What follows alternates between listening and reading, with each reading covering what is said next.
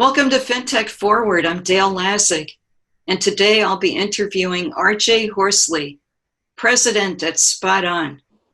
RJ, thank you for joining us. Dale, thanks for having me. It's always a pleasure to come and speak with you.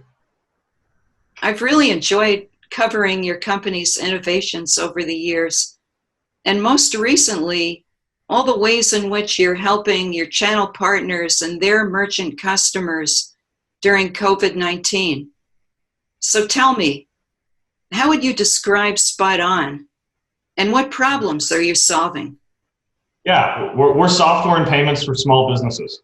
And what we're really trying to do is give our clients the tools they need to run and grow their business. Whether that be in the hospitality industry, like you mentioned, auto, salons, we cover a wide breadth of verticals. But the end goal is to give them the tools they need to run and grow their business. And so from a what is the problem we're solving perspective is, for a small business or a small business owner, they have two finite resources, time and money. And running their business day in and day out, in and of itself, takes all of their focus. And so we need to be able to give them simple tools to be able to do the things that, when you think about running a business, moves that business forward, especially from a technology perspective. How many on your team currently, and how fast are you growing? We've got about 850 employees right now. We're growing roughly 3 times year over year. As you know, we started this in the beginning of 2017, so we've scaled pretty quickly over the past 3 years. Absolutely. Tell me about some of the initiatives that you've recently introduced to help your channel partners during the global pandemic. Our job at the end of the day is to help our clients. And this pandemic that started a few months ago, no one could have seen this coming. And so to a degree, it doesn't matter what we are supposed to do or built to do. Our mission at the end of the day is just to help our clients. And so we've done a number of things. First, and probably working backwards, first is we partnered with a company called SoFi. If you're in the FinTech space, you've heard of SoFi. SoFi is a tech-enabled financial institution. The goal of that was to be able to more easily connect our clients with federal stimulus money. Like every single one, or virtually every single one of our clients was eligible for the Paycheck Protection Program loan or the EIDL loans. And to a degree, you needed to have a master's degree to be able to understand what all of this policy was and how to get access to it. And so our job was to make that simpler. Our job was to be able to help get our clients in front of these banks and applying for these loans. And SoFi was a great partner in that. The hospitality industry. And so to that point, we had probably close to 2,000 clients apply for federal funding going through SpotOn. In the hospitality industry, which, as everybody knows, has been absolutely hammered, our job was to help make sure that our food and beverage, our restaurant clients survived. So we waived up to almost $1 million worth of software fees, POS fees, so on and so forth. I think more importantly than just the money, though, is we pivoted our entire team's product focus into creating those solutions fast that was going to enable restaurant clients to survive in kind of this new future, if you will. We rolled out a new online ordering solution. We rolled out handheld order and pay at the table. So at a minimum, people could be standing at the window instead of back at the counter to take orders. We were kind of, and have been, all hands on deck for our clients, especially those that have been most impacted, to give them the tools that they need. We made online ordering free for all of our clients for the rest of the year. And obviously that's just talking about hospitality. We've tried to replicate this effort across all of our clients, especially those that are hardest hit. It sounds like you had a pretty good head start, because it wasn't that long ago that I was asking you about your innovations, and we were discussing the fact that so many of them came out of the human need for convenience, simplicity, speed, and you were already innovating in that space. But then the pandemic happened, and all of a sudden, those things that you had designed for convenience and simplicity they went from being nice to have to being have to have. And exactly. And I'll tell you what, go ahead. No. I mean, I was just marveling at how quickly they went from being a nice to have to being a have to have. Yeah, and I'll tell you from my personal perspective, and I think from our company's perspective, it's pretty inspiring because to your point of it was a like to have switching to a need to have, I think we recognize that it's a need to have right now also. And so when you get up in the morning, it's motivating to make sure that we're getting it in front of as many clients as possible. It's motivating every time you take a call. It's motivating as you're trying to perfect a product. It always has been and always should be, but there's just a particular urgency these past 100 days around really knowing that we are impacting people and impacting clients and trying to help their businesses survive. And what have you learned about growing and scaling? It's not always up and to the right.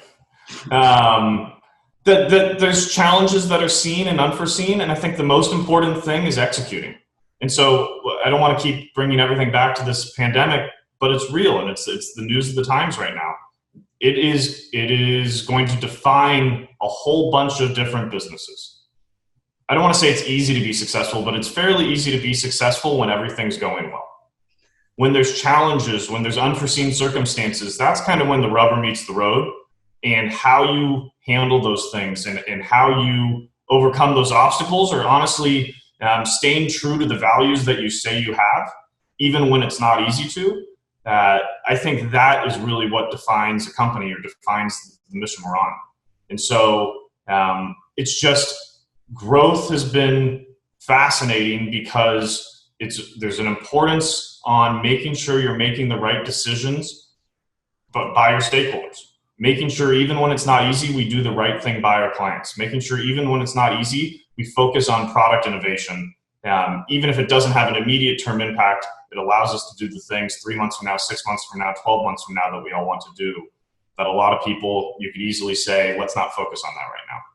So I think growth, the biggie is a commitment to staying true to your values, a commitment to staying true to product, a commitment to staying true to customers and to your team. Absolutely.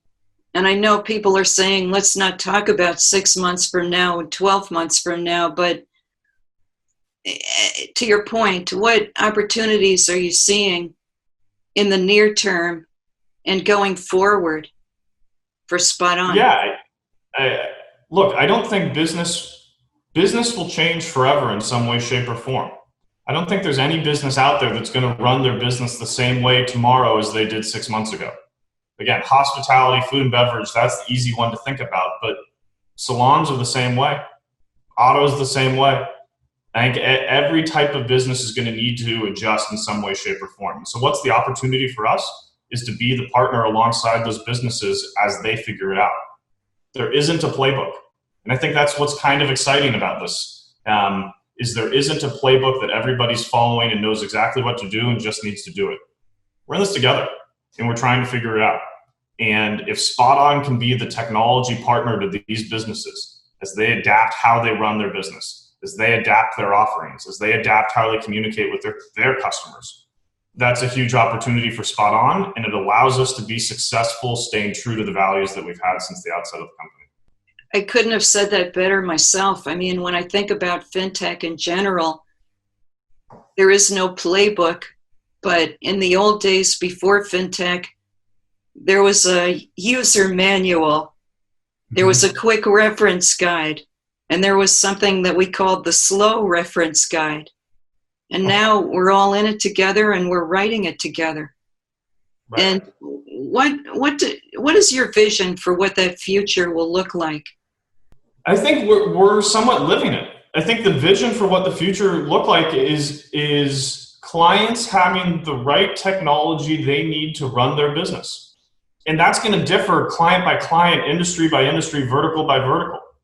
What an accountant's going to need is going to be different than what a restaurateur is going to need. And so what we really want to do is help each individual business with what those needs may or may not be. Not try to assume that every business is going to operate or run the same way, and not try to assume that there's a perfect way to do it. Be there for each entrepreneur, each operator, to provide them the tools that they need based on how they want to run their business. And again, it goes back to this playbook playbook conversation we just had. I don't think there's one way to do this. And we've got to be there for everybody and give them the tools regardless of how they want to do it. And I think more generally, the future of FinTech, our business, plenty of other people's business is just that, is providing technology to businesses who otherwise never needed to rely on it. Regardless of whether they should or shouldn't have, there were plenty of operators out there who said, I've done it this way for 25 years, I'm not going to change now. And I don't blame them. Maybe I'd be the same way. But that no longer is going to work, as people are going to need to change. And so there's going to be an ever-increasing onus on the FinTech community, on product teams to be able to provide tools to people who otherwise weren't going to use them but now have to. And you made a comment at the beginning that I think rings true, is simplicity is part of that. If somebody has resisted changing how they do business for 20 or 25 years but now needs to, they're not going to shift overnight. You need to provide them product and solutions that are simple, that are unintimidating, that they will actually use and put into practice. So I think it's a huge opportunity for us as a company. I also think it's a huge opportunity for us as a industry. In FinTech more generally, there is a moment in time right now to help millions and millions of businesses out there with specific needs. And I believe in human innovation, so I think we'll rise to the challenge. Absolutely. And I think it's also impressive that you've managed to find a way to provide personalization at scale. You mentioned that it's not going to be one size fits all. It's not going to be a generic piece of software. It's going to be the opportunity to partner with every single business owner out there and give them the tools they need to manage their business more efficiently and more profitably. But having go ahead. No, it's okay. Having said that, what you said is the personal piece I'd latch onto. Business is personal. Small business owners are in business because it's personal. The guy who opened the auto repair shop didn't do it because he found a niche in the market he was trying to corner. He loved fixing cars for 20 years and decided to open up his own place. And everyone who goes and does business there, most of them have a personal relationship with the employees of that company. Our clients, the small business community more generally, it is a human element. And they want to know that there are people like them out there going through the same challenges, and what are they doing? And how are they overcoming that? And so to assume that to make solutions and to approach the market not being personal, in my opinion, is kind of flying blind. Is you need to truly understand and truly care for and truly solve for that end user.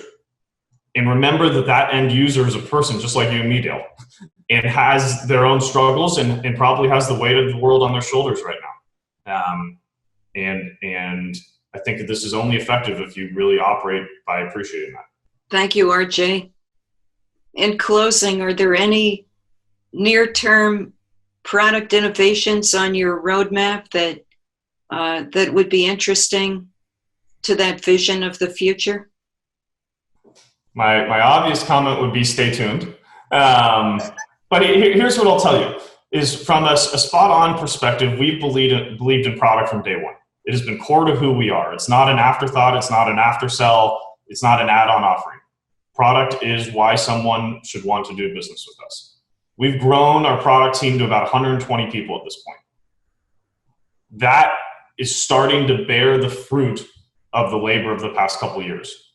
The releases that we put out in Q1 and the releases that are coming out by the end of Q2, much less beyond, have me so excited it's not even funny. We did a sales call with our sales leadership last week, just with Jerome Friedman, who's our head of product, to present everything that's coming. And I got more text messages and phone calls when we hung up about how excited our team is about what's coming. That I can just tell you, there's a lot of product coming that matters. It's not product for the sake of product. It's providing the tools that we've been talking about throughout this, and making them better and having offerings that are truly going to help businesses make it through this. So that's not specific, but I can tell you it's incredibly exciting times, and we'll be talking about them in the near future, I have no doubt. Well, I look forward to this continuing story, RJ, and I will stay tuned. Thanks again. Thank you for having me, Dale. I really appreciate it.